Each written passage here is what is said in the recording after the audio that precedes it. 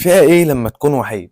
مش قصدي وحيد ان انت ما عندكش اخوات وكده او ما عندكش صحاب، لا. قصدي وحيد ان انت بتحب تقعد لوحدك، حتى مهما لو كان عندك صحاب واخوات او حتى ما عندكش صحاب واخوات.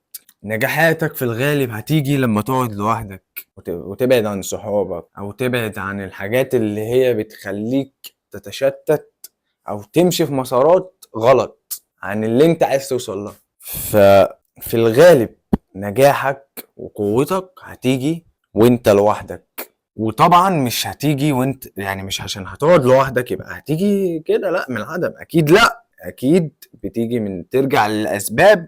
هل انت بتعمل ايه وانت قاعد لوحدك؟ بتشتغل على نفسك وانت قاعد لوحدك؟ فهي دي النقطة. انت مش هيبقى قاعد لوحدك النجاح هيجي لك كده عشان انت قاعد لوحدك، اكيد لا.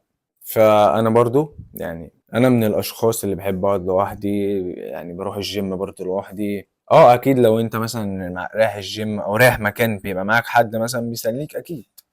بس برضو انا بجد راحتي في ان انا ابقى قاعد لوحدي واعمل اي حاجة لوحدي في الغالب. قليل قوي لو احتجت حد مثلا ان هو مثلا يروح معايا في حتة او ما عنديش مانع ان اعمل اي حاجة لوحدي. بجد ما عنديش مانع لو انا عايش على الكرة الارضية دي لوحدي. وغالبا في ناس من اللي بتتفرج عليا كده، يعني اللي هو يعتبر اغلب يومه مثلا 95% من يومه قاعد لوحده. ممكن بس يتقابل مع العيلة الكريمة في البيت اثناء الاكل او اي حاجة، يعني تعامل في البيت، او مثلا نزلت مع اصحابك تروح تجيب حاجة بتاع. بس في الاغلب انا بعمل كل حاجة لوحدي. ولو انت شايفها حاجة مش حلوة او انت مثلا شايف ان انت بتعمل كده اللي هو بتبقى بتقعد لوحدك كتير مش عايز تكلم حد، بس هنا في حاجة، في نقطة بقى، في نقطة عايز اكلمك في وحدة سلبية ووحدة ايجابية. يعني ايه؟ يعني الوحدة السلبية ان انت تبقى قاعد وحيد لانك عندك رهاب اجتماعي من ان انت مثلا تكلم الناس، تواجه الناس او يشوفوك او تشوفهم، دي وحدة سلبية. انما الوحدة الايجابية اللي هو انت عايز تقعد لوحدك لان انت حابب تقعد لوحدك، بس لو طلعت واتعاملت مع الناس تقدر تتعامل مع اي حد وتتكلم عادي ومش خايف من الناس او كده.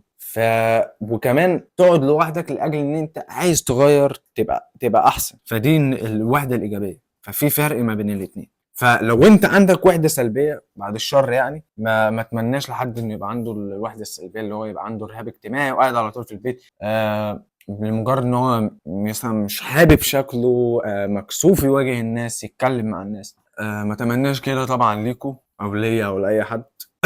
فيعني بقول لك ان انت تحاول تطلع من اللي انت فيه شويه، تحاول ان انت اول تقرب تطلع تقعد مع اهلك عادي. اكيد انت مفيش مثلا وجه كسوف ما بينك وما بين اهلك اكيد، يعني الا لو دي الحاله عاليه جدا دي من الكسوف والرهاب الاجتماعي. فحاول تنزل تتمشى شويه بقى، تحاول تقرب من اصحابك كمان لان هم اكيد هيطلعوك من الجو اللي انت فيه. الله عليا كل ده ومشغل مايكين وانا نسيت اصلا، يا رب الصوت بقى يكون حلو. فايه تاني؟